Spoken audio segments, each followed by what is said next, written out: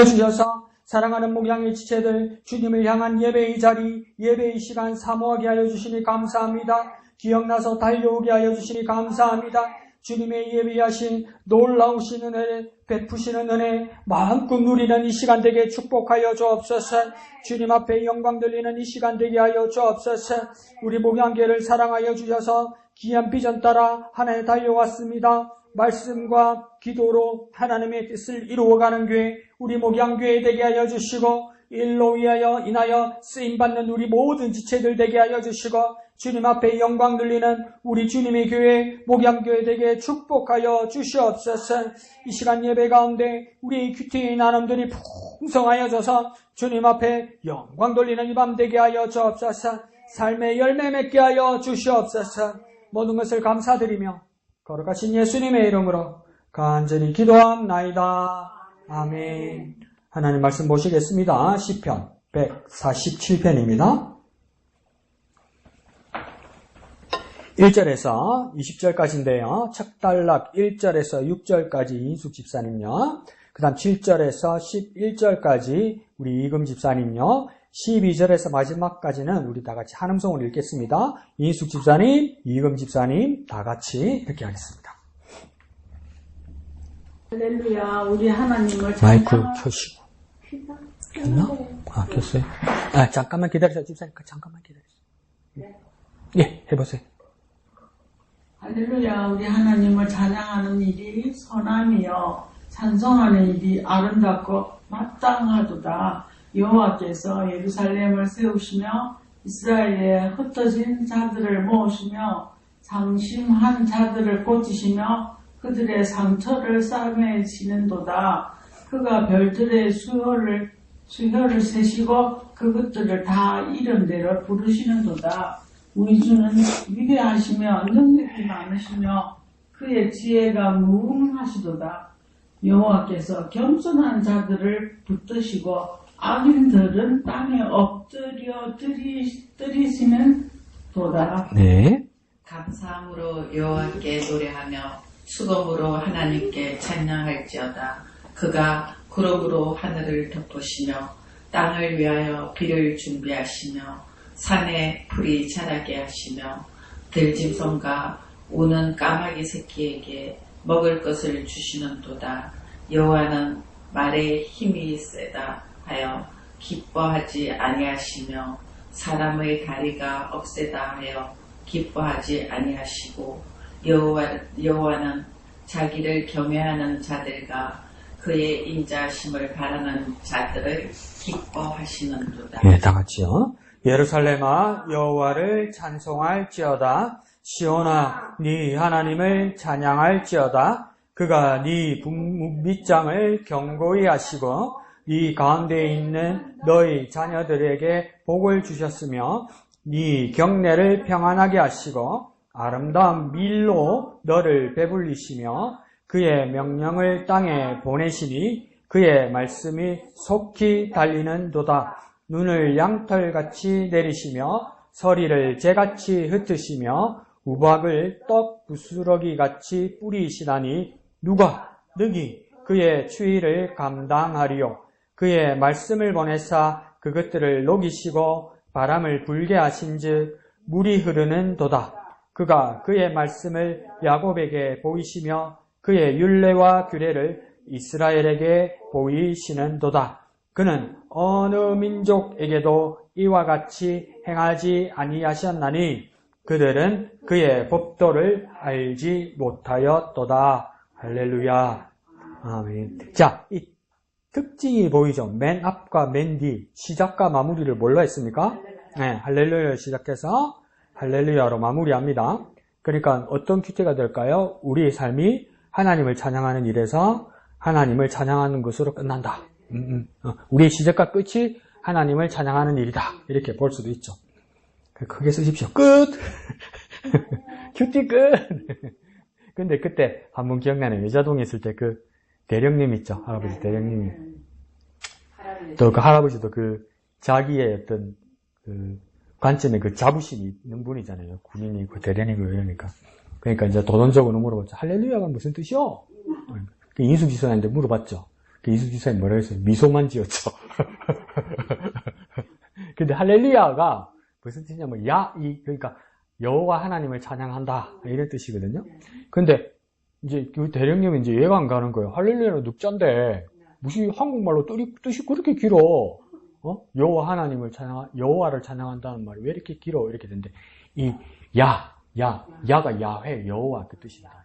이게 아니고 여호와 야훼를 뜻하는 겁니다. 그래서 할렐시 이런 말을 많이 하거든요. 이건 그러니까 찬양한다, 높여드린다 이 말이거든요.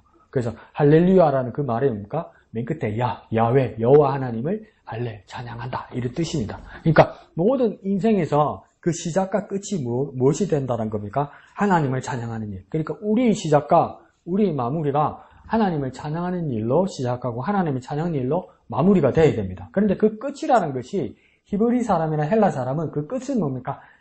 사라진다는 뜻도 되지만 우리 생각에는 그 끝은 뭐냐면 무엇과 상통하냐면 목적.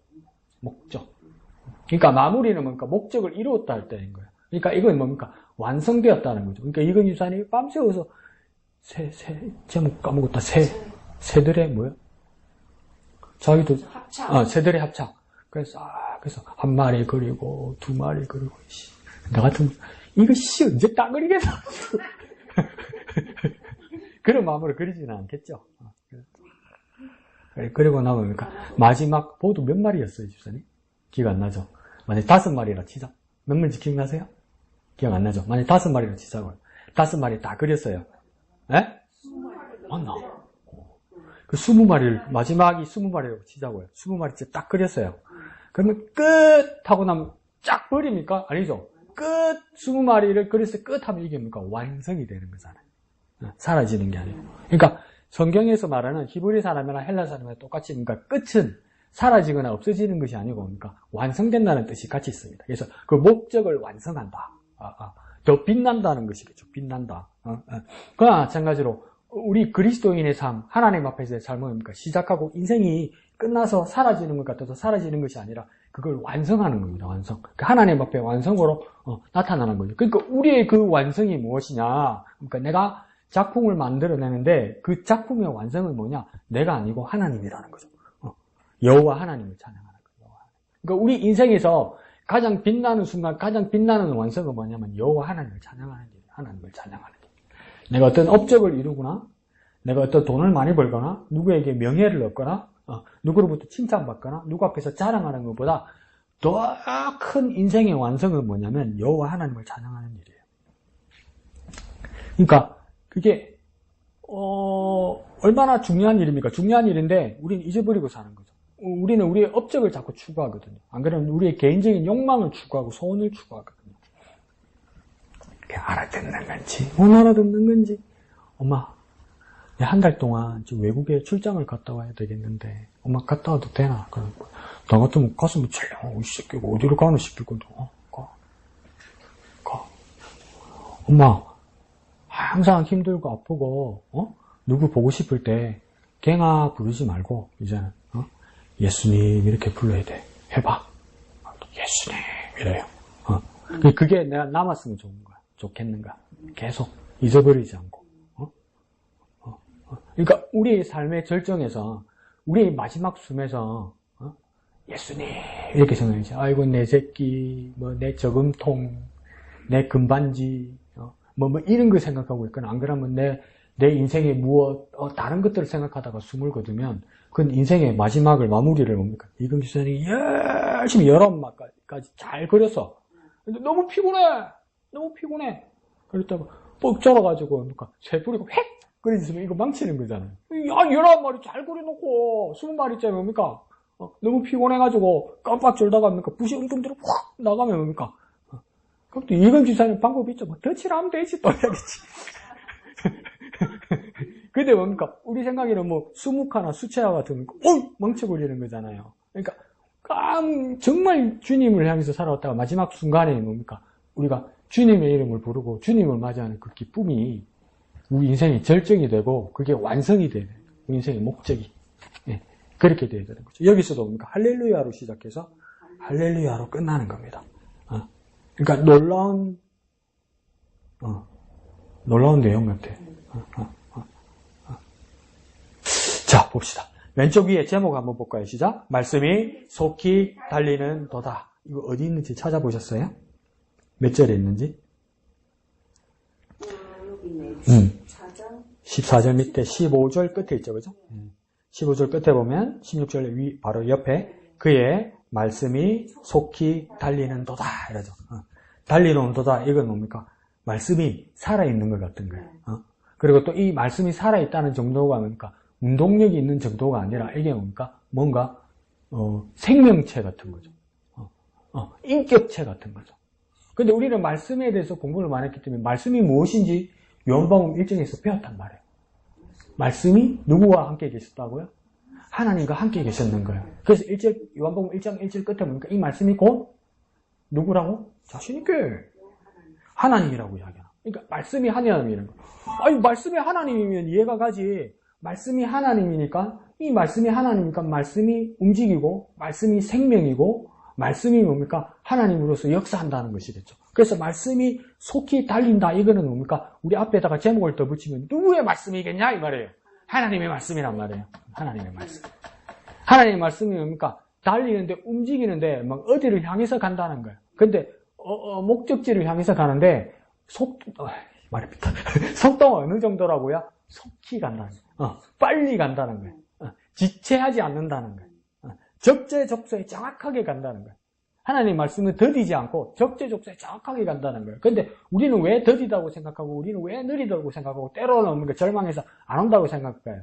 그때가 아닌 거지. 하나님은 적재적소에 간단 말이에요. 우리 나이가 들면서 여러분 느껴지는 거 있지 않습니까? 말씀도 많이 까먹고 옛날에 있었던 일도 다 잊어버리고 제일 많이 잊어버리는 게 뭡니까? 사람 이름이 생각이 안 나. 얼굴까지 떠오르는데 그죠? 둘이서 뭐라 합니까? 그 있잖아. 그거 이름이 안 떠올라. 성경도 매한가지예요. 그죠? 그렇게 많이 배웠는데 나이 먹으니까 안 떠올라. 그런데도 우리가 그 모든 흐름에서 다 잊어버려도 우리가 느끼는 것은 뭐냐면 느끼는 마지막 결론은 뭐냐면 하나님의 뜻은 맞다는 거예요. 언제든지.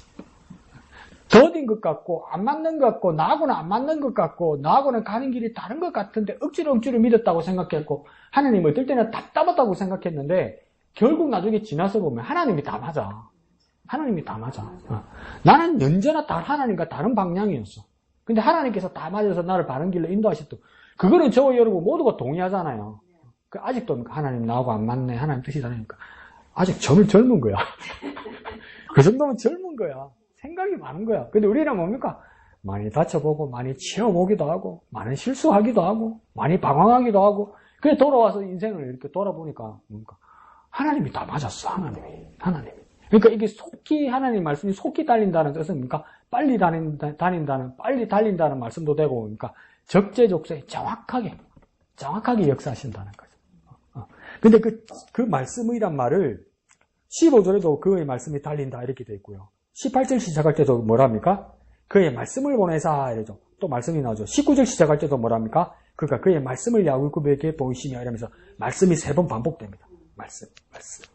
그러니까 말씀의 중요성에 어떤 뜻이 있는지를까지 이야기하는 것이죠. 근데 말씀이 속히 달린다는 뜻 가운데서도 15절이나 그 밑으로 보면 이게 뭐냐면 말씀이 속히 달리면서 그 만물들이 어떻게 하고 있냐면 하나님이 말씀하셨을 때 그 영향을 받는 이들이 누구냐면 주위의 만물들이에요. 하나님의 피조물들이에요. 하나님 주위에 있는 그 모든 것들이 어떻게 합니까? 순종하는 거예요. 순종. 그러니까 하나님이 말씀으로 명령하시면 그 말씀대로 모든 만물들이 순종하여 움직이는 거예요. 하나님 말씀대로. 이 놀라운 일이죠. 근데 그런 일은 언제부터 시작된 겁니까? 창세기부터 시작된 거예요. 대체 하나님이 천지를 창조하셨어요. 근데 천지를 뭘로 창조하시냔 말이에요. 손으로, 아니, 말씀으로 창조하신 거예요.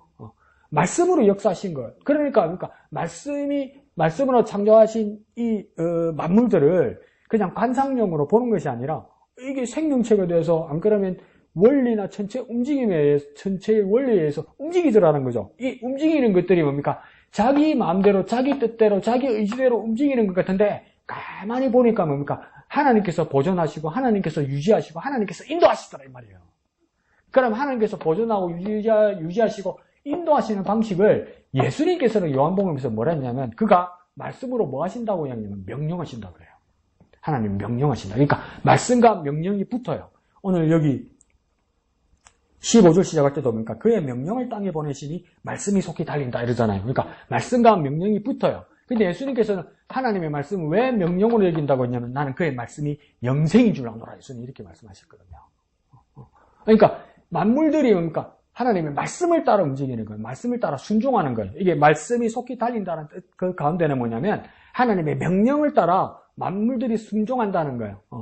하나님께서 이렇게 해, 이렇게 있을지어다 하면 다 이루어져요. 근데 하나님께서 가장 실망하시고 하나님께서 가장 절망하시고 하나님께서 가장 슬플 때가 언제인지 내가 가만히 생각해 봤어요. 만물들은 하나님 명령하시면 다 움직여요. 그대로 다 해요. 유족실이 하나님 말대로 안 되는 게 하나 있어요.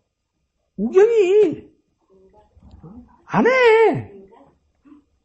생각 좀 해보고요. 이러세요. 날만 새. 사람이 제일 순종을 늦게 해요. 그건 안 해요. 결국은 순종하게 되는데, 근데 왜 가장 뜸을 가장 많이 들이는 거예요. 그러니까 사람이라 사람. 그 사람은 왜 그런가 싶은 거 보니까 하나님께서 사람에게 너무 많이 부어주셔서 하나님 닮게 해주셨단 말이에요. 쓸데없는 생각이 많아. 그리고 자기 필요 없는 고집이 많아. 근데 하나님 뜻과 다른 거예요. 그러니까 우리가 모든 만물들을 바라보면서 참 봄이 오네, 꽃이 피네, 열매가 맺네, 비가 오네 이것만 보는 것이 아니라 만물들이 이렇게 하는 것처럼 이 만물들이 참 아름답고 귀하다, 하나님 뜻을 따른다 참 귀하다 이거와 더불어 나는 누구냔 말이에요. 나도 하나님께서 지으신 만물 중에 하나란 말이에요. 그럼 내가 어떻게 살아야 되겠어요? 이 만물들처럼 하나님의 말씀에 따라 순종하고 살아야 되는 거예요. 그래야 우리가 하나님이 지으신 만물로서의 피조물로서의 가치가 있는 거예요. 내가 개성이 강하다고 해서 내가 고집이 세다고 그래서 나는 하면 한다면 한다고 해서 하나님 뜻과 다르게 사는 그게 얼마나 비참한 인생입니까? 개성이 뚜렷한 거. 한편으로는 귀한데 하나님 앞에서는 순종하는 게 더 중요하단 말이에요. 순종하는 게. 그래서 그러니까 만물이 하나님의 말씀에 순종하는 것처럼 우리도 그 만물 안에 있으니 뭡니까? 우리도 하나님의 말씀에 순종해야 됩니다. 순종해야 됩니다. 오늘도 뒤에서 이양득 지사님, 이인숙 지사님 이야기하는데 내가 두고 보자 이러다가 이인숙 지사님 오늘 며칠이요? 이런 준비 안 했구나 이 할머니. 오늘 보자 이래가지고 오늘 1년대 더듬기만 더듬어. 연습 안 했는데 두 자리를 내. 뭘 하지를 못하겠네. 근데 매일 하셔야 돼요. 그러고 내가 왜 그러냐면 1월 1일부터 뭐가 있다면 창세기 시작돼요. 한 바퀴 끝난 거예요, 여러분. 25년. 그럼 26년 1월부터 그러니까 창세기 다시 시작돼요. 매일 성경이. 열심히 하세요. 그럼 처음부터 쫙 이제 갈 수 있어요. 창세기부터. 또 마음 놓고 있죠. 6월달까지 제가 안 보이니까 제끼자 이라고 있죠. 별일이라. 창세기부터. 창세기부터예요. 그러니까 우리나 막 설레. 야, 1월부터 창세기를 한다고? 막 마음이 설레. 하세요, 이수 기사님. 접어놓고 막 다른 날 접어놓고 뭔가 사고 이러면 안 됩니다, 이제. 예? 안 봐도 잘 읽고만 이래가 안 됩니다.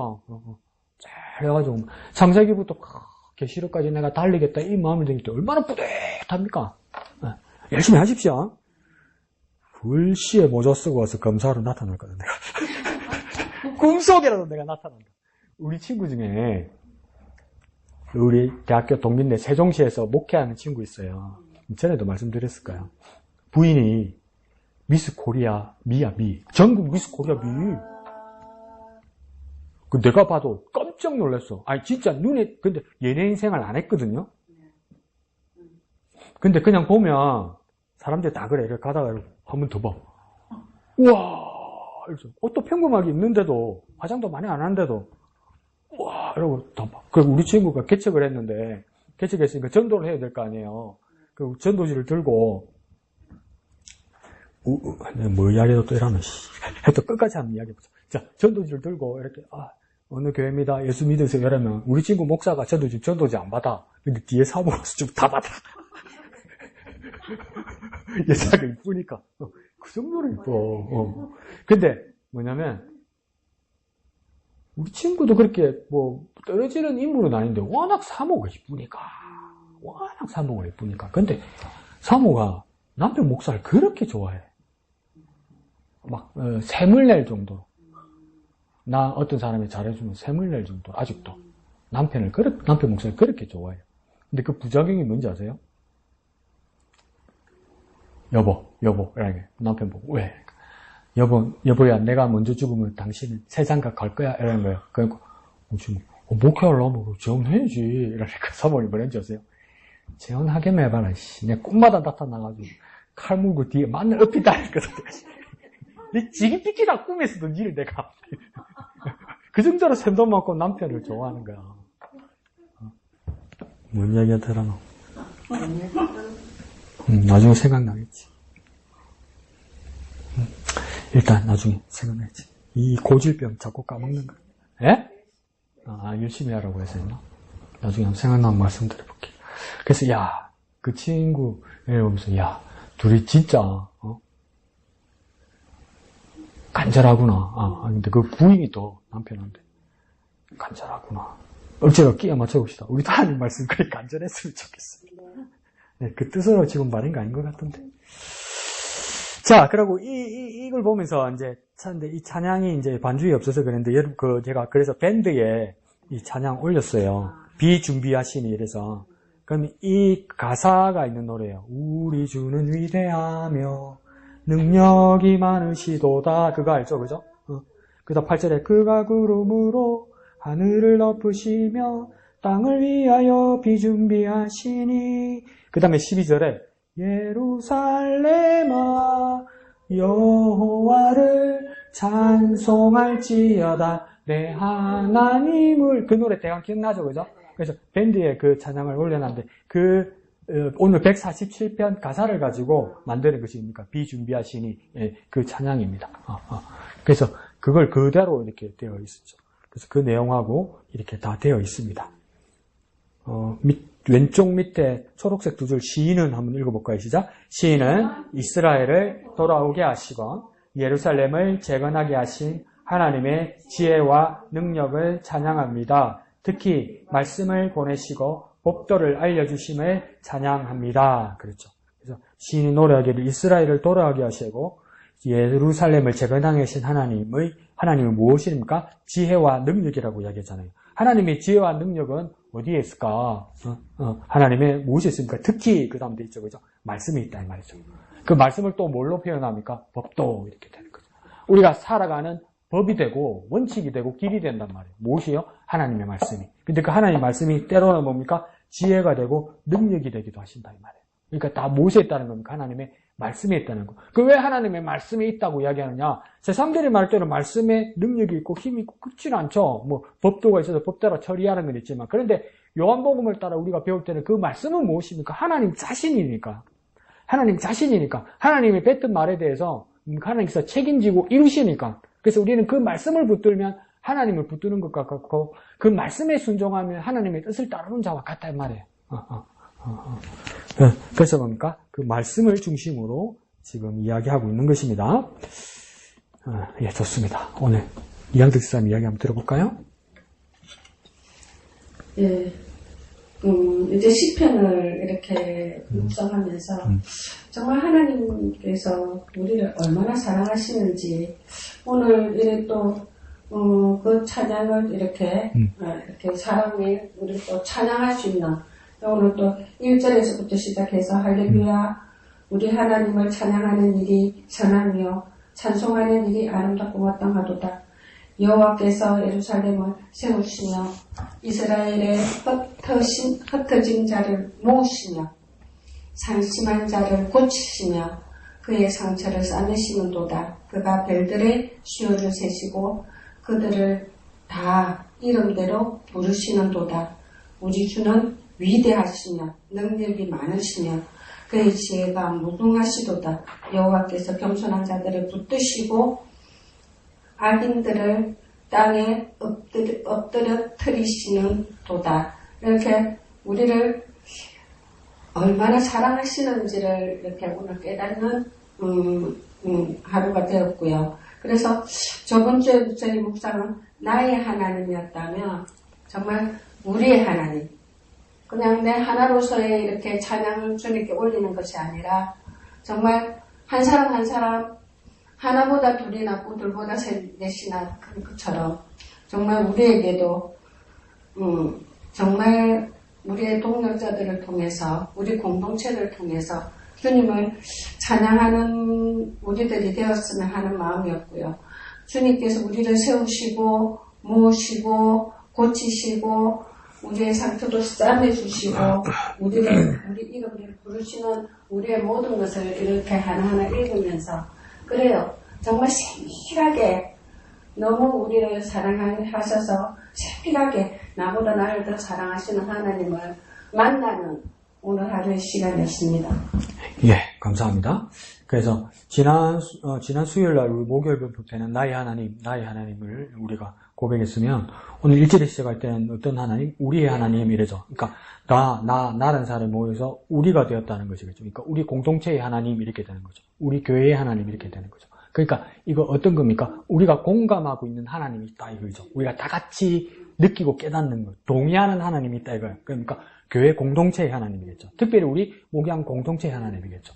그러니까 이게 어떤 거냐면 우리 목양교회 공동체가 다 같이 하는 게 있어야 된다는 거죠. 다 같이 해서 그러니까 동의하는 게 있어야 되는 거예요. 그러니까 우리 각자가 하는 것도 있어요. 우리 각자의 믿음을 지키는 거 있죠, 그죠? 그런 것도 있는데 그와 더불어 이제 나의 하나님이 아니라 우리의 하나님이면 우리 공동체의 하나님이 있는 거예요. 그러니까 우리 목양교회 공동체가 그러니까 공유하는 것, 같이 가지고 있는 게 있어야 된다는 거예요. 그러니까 이걸 내가 왜 이렇게까지 이야기했냐면 우리 목양 공동체 같으면 뭡니까? 매일 성경과 매일 성경에 해당되는 본문과 그다음입니까? 또 26년에도 또 시작될 뭡니까? 이 공과 이런 것들이 공통된 우리 교제를 통해서 같이 읽고 같이 공부하고 같이 동의하는 우리가 고백하는 하나님이 있어야 되는 거예요. 더 넓게는 우리는 무엇입니까? 침례교 공동체의 뭡니까? 그 믿음을 공유하는 우리 공동체라는 거예요. 근데 이런 것이 없이 그냥 나는 내가 알아서 믿고 내가 알아서 다니고 뭐 장로교회나 감리교회나 성결교회나 다 하나님 살아있지.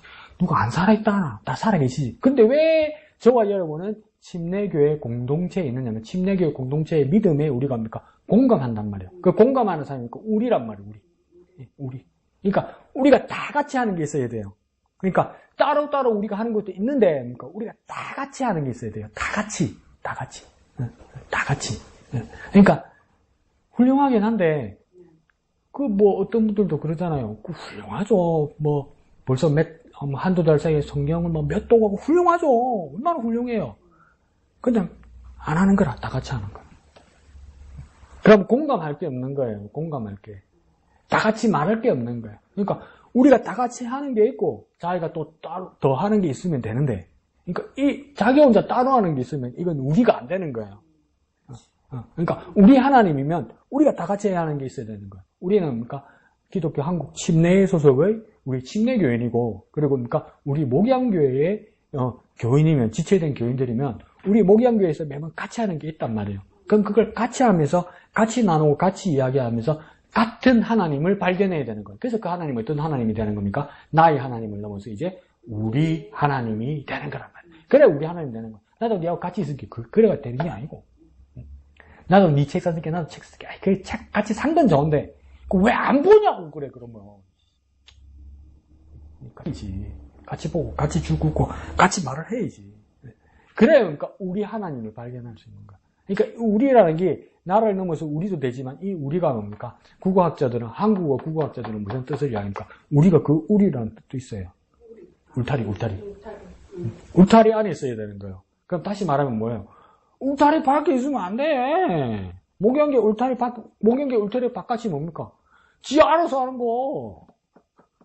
목양계 교회는 끄떡끄떡 잘 와. 근데 생각하고 말하는 거 보면 교회 밖에 있어.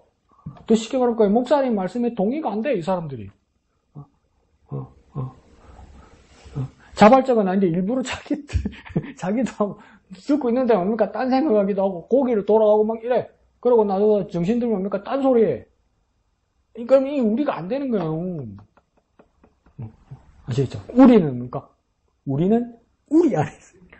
우리는 우리 안에 있어야 돼요. 우리는 뭡니까? 우리 안에 있어야 뭡니까? 우리 하나님을 발견할 수 있는 것입니다. 그래서 그 우리 하나님을 뭐 하는 거라고 찬양하는 일이 선하다 이렇게 얘기하죠. 그러니까 우리 인생에서 선하다라는 것이 무슨 선자입니까? 착할 선자잖아요. 그러니까 이 사람 참 착하다 이런 거 있죠. 아이고 참 순하다. 참 착하다. 이걸 또 다르게 말해볼까요? 참 올바르다. 참 어질다. 이거하고 같은 뜻이잖아요. 그런데 세상 사람들의 착하고 선하고 어진 기준은 다 달라요. 다 달라요. 참, 목사님하고 우리 집사님들 집안은, 나는 내 인생, 개인적인 인상에, 아직도 목사님과 우리 이 집사님 이 가정은 어떤 인상이 가장 많이 남아있냐면, 이미지로 남아있어요. 이미지로. 저는. 그림으로 어떤 그림이 남아있냐면, 나도 이제 나이가 들고 몇 년 됐기 때문에, 선명하게 그 얼굴은 떠오르지 않아요. 근데, 눈끝하고 입끝, 이용희 집사님의 눈끝과 입끝이 난 항상 생각이 나, 이제. 가정의 이미지가. 웃는 눈끝과 입끝. 영판 닮았어. 그러니까, 그게 이미지가 서더라고, 이미지가. 나는 이제, 이렇게, 이 가정이라면 뭡니까? 눈끝과 입끝, 웃는 눈끝과 입끝. 근데, 그거는 아주 좋은 이미지죠. 선한 이미지죠. 그건 좋은 기반이에요. 그런데 이제 우리가 그리스도인으로서 선하다는 것은 무엇이냐 이럴 때 여기는 정확하게 말을 해요. 인생에 있어서 가장 선하고 착한 건 뭐냐는 거예요. 불쌍한 사람 도와주고, 먼저 헌신하고, 남들에게 손해 안 끼치고, 이런 선한 것만을 말하는 것이 아니라, 선한 것 단 한 가지가 있다고 이야기해요. 지금 1절에 뭐라고 합니까? 선한 것 단 한 가지가 있어요. 사람에겐 선한 것 단 한 가지 뭐랍니까? 법대로 사는 것 아니에요. 깨끗하게 사는 것 아니란 말이에요. 뭐라고 되어 있습니까? 선한 것 단 한 가지 뭡니까? 이거는 세상 사람은 이해 못해요. 우리만 이해하는 거예요.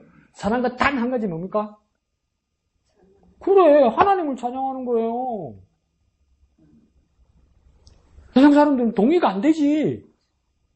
뭔 소리야, 노래방 가나 뭐하는 이러잖아요. 아니, 우리는 하나님을 찬양하는 게 우리 인생에서 가장 선한 것, 가장 착한 것, 가장 올바른 것, 가장 어진 것은 뭐냐면 남을 도와주거나 뭘 적선하거나 선행을 하거나 이거보다 가장 중요한 우리의 가장 큰 선한 건 뭐냐? 하나님을 찬양하는 거예요. 그러면 거꾸로 내가 하루를 살아가면서 뭡니까? 내 입 한번 뻥 것 하나님을 찬양하는 그 마음과 찬양하는 입술이 없으면 내가 내 선함을 그날은 잃어버린 거예요. 잊어버린 거란 말이에요. 그러니 뭡니까? 내 인생에 가장 선함을 추구할 때는 뭡니까? 하나님을 찬양하는 일이에요. 그 하나님을 찬양하는 게 인생에서 왜 가장 선할까요? 대전제는 뭐냐면 하나님은 무조건 선하신 거야. 하나님은 절대적으로 선하신 거야. 근데 절대적으로 선하신 하나님을 소망하고 바라고 갈망하면서 그 하나님을 바라보면서 찬양하면 어찌 선하신 하나님을 안 닮겠어? 닮지. 그러니까 우리 집사님들 기분 나빠하겠지만 부부는 닮는다고 이야기하잖아요. 목사님 무슨 그래 기분 나쁜 소리를 하세요.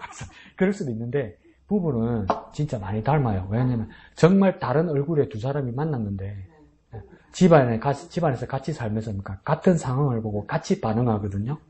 그러면 이 얼굴 근육들이 같이 움직여요. 같은 방향에서. 이 근육들 때문에 움직였던 근육과 주름 때문에 닮아요. 무슨 말도 되는 소리 합니까? 내가 왜 그 영광팽이하고 닮습니까? 닮았어요. 자기는 인정 안 하고 싶어도요. 닮아요. 그러니까 우리가 하나님을 바라보고 하나님만 갈망하고 있으면 그러니까 하나님 닮아요. 그래서 하나님 닮는 가장 최선의 방법이 뭡니까? 찬양하는 거라. 하나님을 찬양하는 거라. 그럼 하나님 닮는 거라. 뻗나가려면 뭡니까? 찬양 안 하면 돼. 뻗나가려면 입 다물고 있으면 돼. 그러니까 진리는 아닌데 아브라함 링컨이 그랬잖아요. 나이 몇 살이 되면 자기 얼굴에 책임져야 된다. 그게 뭡니까?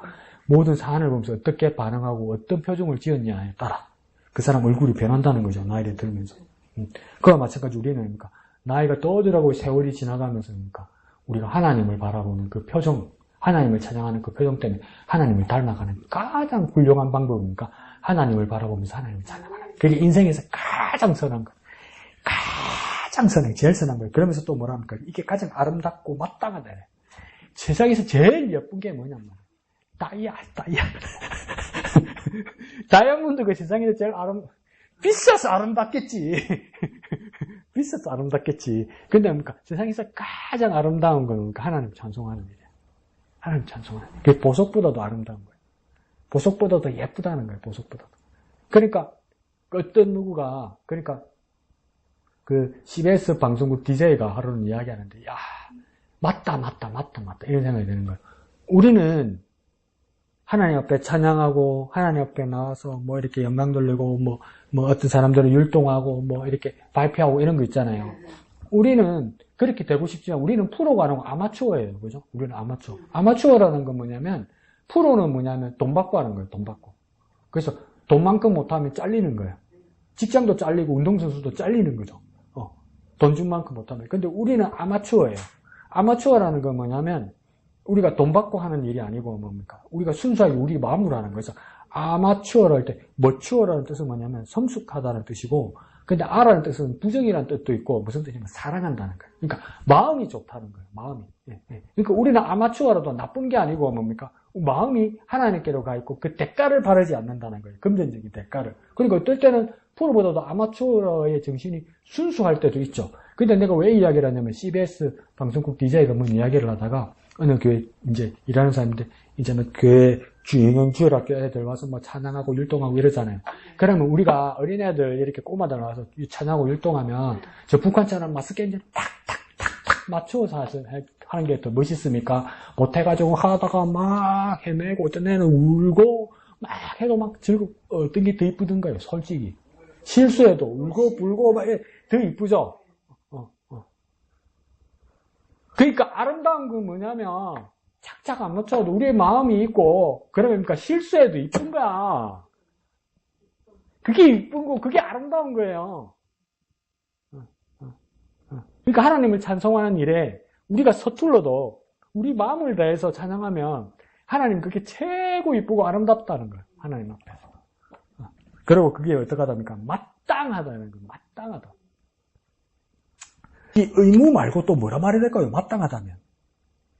뭐 적당한 말이 뭐가 있을까? 마땅하다. 적합하다. 뭐가 떠오르는데 또 내가 너무 싸게 말하는 걸 싶었어요. 당근이지. 당연하지. 인생에 가장 당연한 거라면 하나님 찬양하는 거, 당연한 거예요. 지금 벨란을 만날 찬송가 부르네. 그래, 벨란 게 아니고 우리 인생에서 가장 당연한 거예요. 하나님을 찬양하는 거는. 하나님을 찬양하는 건 가장 당연한 거예요. 그러니까 우리가 당연한 삶을 사는 거예요. 하나님을 찬송하는 거예요. 그래서 그러니까 선하고 아름답고 마땅한 삶이 무엇이냐? 하나님을 찬양하고 찬송하는 거예요. 하나님을 찬양하고 찬송하는 거예요. 그러니까 이게 정착이 안 됐을 때, 그 경배와 찬양에 대한 정착이 안 됐을 때, 처음에 이제 막 그 경배와 찬양팀 한국에서 붐이 처음 일었던 것은 저 오누르게 두란노 저쪽이죠. 그래서 하스테반 선교사 이 분들이 와가지고 뭐 하고 할 때 처음에 했던 데가 뭐냐면 창원 KBS 방송국에서 했어요. 그 제가 고등학교 때인데 뭣도 모르고 같이 그 뭡니까 찬양단이 온다니까. 우리 옛날에는 찬양단이 오면 뭡니까 구경하는 거잖아. 공연 구경하는 거잖아.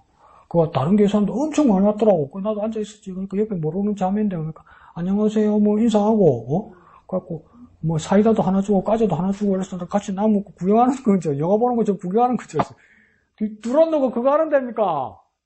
다 같이 찬양하고 막 이런 데잖아. 과자 먹다가 막 울고 이랬단 말이야. 그러니까 우리가 구경하는 게 아니에요. 찬양은 우리가 하는 거예요. 우리가. 근데 그게 처음에 우리가 그게 익숙하지 않았어요. 근데 이게 아니구나 이걸 느꼈죠. 그러니까 이게 뭡니까? 그 사람들이 우리에게 이제 도전을 주면서 추구한 건 뭐냐면 지방까지 내려가서 우리 일상의 모든 삶의 자리에서니까 하나님을 찬양해야 된다. 삶이 찬양이 되고 삶이 경배가 되고 삶이 예배가 돼야 된다. 그건 왜? 우리 인생에서 마땅하고 당연한 일이기 때문에. 그리고 가장 선한 일이고 가장 아름다운 일이기 때문에. 그건 뭡니까? 나 혼자 하는 것이 아니라 우리 하나님께 우리가 다 같이 하는 거다. 그러니까 뭡니까? 예배의 자리에서 우리가 다 같이 하는 거다. 그걸 가르쳐줬죠. 그래서 처음에 동네말로 시끄럽했죠. 과자 먹고 있다가 과자 먹는 자리가 아니구나 이거가. 구경하는 자리가 아니구나. 그렇게 배웠었죠. 그게 뭡니까? 인생에서 가장 선하고 가장 아름답고 가장 막단하고 가장 당연한 일이다. 그거 잊지 말고 우리가 당연한 삶을 삽시다. 하나님을 찬양하고 찬송하고. 그래서 하나님 닮는 저와 여러분 되시길 부탁드립니다. 네, 감사합니다. 예, 목사님. 저는 18절에 보면 예. 말씀을 보내서 그것들을 녹이시고 라고 하는 말씀이에요. 어떻게 보면 16절부터 그 겨울에 대해서 얘기를 하는 것 같아요. 눈을 양털같이 내리고 서리를 재같이 내리고 흩으시고 우박을 떡 부스러기같이 뿌리시는 그 모습들. 누가 그 추위를 감당하겠느냐. 어떤 면에서는 겨울 감당하기 힘들지요. 근데 우리 인생들 속에서 눈, 서리, 우박 같은 것이 쏟아지고 휘몰아치며 그리고 우리를 춥게 만들고 지치게 만드는 것들이 얼마나 많은지 우리는 잘 느끼고 있거든요. 결코 멀지 않고 이것은 겨울에도 불 수 있고 또 여름에도 불 수 있고 시와 때를 가리지 않고 우리들에게 다가온 그 추위일 건데 근데 하나님께서는 어떻게 하시느냐 하면 18절에 보면 그의 말씀을 보내서 그것들을 녹이시고 바람을 불게 하신다. 하는 말씀이 우리를 따숩게 한다는 거죠. 녹이시고 바람 불게 한다라고 하는 것은 어떤 면에서는 봄이 오게 한다라고 하는 그런 것처럼 느껴져요. 그래서 왜 이렇게 말씀이 따숩게 하고 봄이 오게 할까? 그냥 그것에 어떤 의무를 가졌는데 그냥 결론적으로는 그냥 영원한 말씀이기 때문에 하나님의 통치와 하나님의 다스림이 들어져 있고 하나님의 약속이 들어져 있는 그런 말씀이기 때문에 그 말씀이 나를 따숩게 하고 봄이 되게 하는 그것이지 않나. 우리가 아무리 추워도 그 말씀이 우리를 따숩게 하는 말씀임을 체험할 수 있는 그런 날들이 지금 우리의 겨울이 아닌가. 겨울이기에 말씀이 우리를 따숩게 하는 것입니다. 말씀이 우리를 따숩게 하는 것입니다라고 하는 감정을 가질 수 있는, 체험을 할 수 있는 그런 어떤 기간이지 않는가라는 그런 생각을 하며 묵상했습니다. 네, 감사합니다. 그래서 목사님 지적하신 것처럼 18절의 이 말씀은 그러니까 말씀이 녹이시고 물이 흐르게 하신다는 그 대전제는 뭐냐면 16절부터 말씀하신 거라고 말씀하시죠. 그죠? 하나님 먼저 이 녹이시고 흐르게 하시기 전에 16절에는 뭐라 했냐면 눈을 양털같이 내리신다. 부슬부슬 천천히 이렇게 내리기도 하시고 서리를 째같이 훅 흩으시기도 하고 17절에는요 우박을 뭔가 떡 부스러기 같이 확 쏟으시기도 하고 이게 그림처럼 문학적 수사학적 표현처럼 이렇게 표현하는데 이게 그 제가 토론토에 살 때 막 눈이 내리면 어떨 때는 눈이 너무 많이 내려서 이렇게 전철이 지하로 가는 경우는 괜찮은데 간혹가다 그 위로 지나갈 때도 있잖아요. 그 좁은 그 위로 지나가는 공간에 눈이 너무 많이 내려서 전철이 이렇게 막히는 경우도 있었어요. 그런데도 참 사람이 적응이 강한 동물이라는 게 그렇게 눈보라가 치고 눈이 쌓이는데 토론토 사람들은 그게 맞추어서 적응하면서 운전 잘합니다. 네. 근데 그 따뜻한 지역 캐나다의 밴쿠버라는 지역에서는 1년에 겨울에 눈 한두 번 오거든요. 근데 그 지역 사람, 그 밴쿠버 도시 사람도 눈 한 번 오면 운전 못 합니다. 적응이 안 돼서. 근데 그런 데를 한번 걸어간다는 건 상상을 못 해요. 근데 뭐 저는 뚜벅이 아닙니까? 그래서 토론토 살 때도 이렇게 한번 이렇게 싹 걸어가려고 했는데 그러니까 여기서 저 TV 우리 문, 출입구 문, 요 정도 거리인데도 눈이 많이 오니까 앞에 안 보일 정도로 눈이 내렸다. 그러면 무섭죠? 낮에도 무서워요. 낮에도. 그렇게 눈이 내려버려요. 앞에 안 보일 정도로 내리면, 바람 불면서 이렇게 눈이 내리면 정말 무서워요. 무서워요. 근데 이 16절에서도 이렇게 막 눈이 내리고, 서리가 끼고, 이렇게 우박이 내리는 이것도 뭡니까? 무엇으로 이런 일이 일어났다고 해야 합니까? 하나님 말씀으로서. 무슨 이유인지는 모르겠지만 하나님 말씀으로. 근데 그 하나님 말씀이 18절에는 이제 어떻게 일어납니까? 또 한 번 하나님 말씀을 보내시는데 그 얼어붙었고 내리던 그 자리에 뭡니까? 말씀을 보내니까 이번에는 무엇입니까? 하나님 말씀을 보내니까 그것들이 녹고 물이 흐른다 이러잖아요. 말씀을 보내니까 어떤 따뜻한 온기가 왔던 것 같아요, 이제는. 그러니까 그 눈들, 얼음들이 뭡니까? 녹기 시작한다는 거예요. 그리고 이 바람을 불게 하셨다 할 때 이 바람이 뭐냐면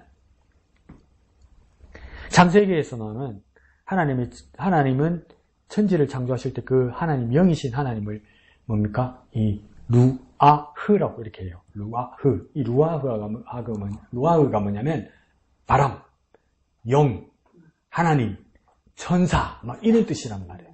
그런데 이걸 그러면 여기서 바람은 뭐냐면 하나님의 뭘까요? 하나님의 입김, 하나님의 호흡 되는 거예요. 그러니까 이게 문학적으로 표현한 거죠. 얼어붙었단 말이에요. 밖에 손이 시려워, 발이 시려워, 겨울바람 때문에 꽁꽁꽁 이러면 어떡합니까? 우리 왜 호 이랍니까? 손에 호 이랍니까? 손 시려우니까 왜 호 이랍니까? 손 더 시려우라고 호 이랍니까? 따뜻하라고 호 이러잖아요. 문학적 표현이죠. 하나님도 뭡니까? 이 온 세상에 대해서 하나님의 호흡으로 따뜻한 바람으로 호 불어주시는 거예요. 죄송합니다. 이제 늙어서 예나님 것들 보면 꼴깍들 하잖아요. 그러면 겨울에 뭡니까? 장갑을 끼든지 지 호주만에 손 놓으면 되지 왜 그래 추운데 장갑도 끼고 밖에서 손 잡고 댕기노 그래? 그러니까 손이 차갑지? 그럼 또 꼴깍들 떨지. 그러니까 눈을 마주보면 손을 잡고 부르주잖아. 그 왜 부르줍니까? 사랑하는 마음으로 따뜻하게 녹으라고 부르주잖아요. 이 온 세상에 하나님 말씀을 보내셔서 겨울에는 꽁꽁 얼게 하셨다가 이제 봄에 하나님 뭐 어떻게 했습니까? 하나님의 호흡으로 우리를 향해서입니까? 부르십니까? 녹게 하시고 물이 흐르게 하신다 이 말이에요. 그러니까 이 말은 뭡니까? 현상과 도구로 뭘 표현하는 겁니까? 하나님의 마음. 하나님의 마음. 어떤 마음? 따뜻한 마음. 따뜻한 마음. 그러니까 목사님 말씀하신다니까 겨울이 왔으면 이제 봄이 올 거야. 그 봄을 뭡니까? 하나님이 부르실 거란 말이에요. 하나님이. 옛날에는 그렇게 이야기했거든요. 그래도 겨울보다는 여름이 낫다. 이렇게 생각했거든요. 이제 더 늙으니까 여름도 죽고 겨울은 또 죽고 또 아마 이러다는 거예요. 그러니까 이제 뭐가 좋습니까? 가을보다 봄이 좋아. 그 겨울이 끝난다는 그 소식에 봄이 정말 좋아. 나는 개인적으로 따스해진다는 그 기분이 너무 좋아. 그래서 봄이 온다는 것을 우리의 신앙의 눈으로 볼 때는 뭡니까? 하나님이 봄을 데리고 오신다. 하나님 우리 눈을 보면서 고생했다. 손에 입 불어넣어주면서 봄이 오고 있다. 봄이 오고 있다. 그러니까 이것도 참 신기하지 않습니까? 아무리 더운 여름이 있고 아무리 추운 겨울이 있어도 너무 더웠다고 너무 추웠다고 봄이나 가을을 빼먹은 계절, 빼먹은 1년이 없단 말이에요. 어떻게 해도 봄이 오고 어떻게 해도 가을이 오더라는 거예요. 아무리 더워도 아무리 추워도 겨울 다음에는 봄이 오고 봄 다음에는 여름이 오고 가을이 오더라는 거예요. 이걸 어긴 적이 없어요. 세상이 생긴 이유는 어긴 적이 없어요. 아무리 덥고 아무리 추워도 어긴 적이 없어요. 이 사계절을. 이렇게 하나님의 말씀을 다 순종하는데 유독실히 말 안 듣는 게 하나 있단 말이에요. 누구요? 그 내치자 보면서 우영이 하지 말고 여러분 이름 불러야지. 여러분. 유독실히 버팅기는 것들이 있더라는 거예요.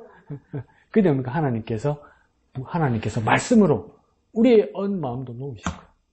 우리의 언 마음도 놓으실 거예요. 그래서 어제는 마음이 싱숭생숭하니까 책을 읽어도 머리 한 50%도 안 도는 것 같아요. 딴 생각하는 것 같아요. 그러니까 TV를 틀어놔도 지금 자꾸 뭔 이야기를 했더라? 뭔 이야기 하는 거지? 이런 것도 있고. 근데 어제는 뭘 또 보다가 TV에서 영화를 봤는데 미국 영화인데 기차의 꿈이라는 뭐 영화가 있어. 그런데 보면서도 내가 나중에 느낀 거요. 무슨 저걸 영화라고 만들었나? 이럴 정도로 지루해. 근데 다른 사람들한테 보니까 지네들도 지루했대. 지루해. 근데 문제는 뭔지 아세요? 중간에 끄지를 않고 끝까지 봤어. 근데 영화가 얼마나 엉망진창이냐면요. 주인공이 말을 잘하네. 미치겠어.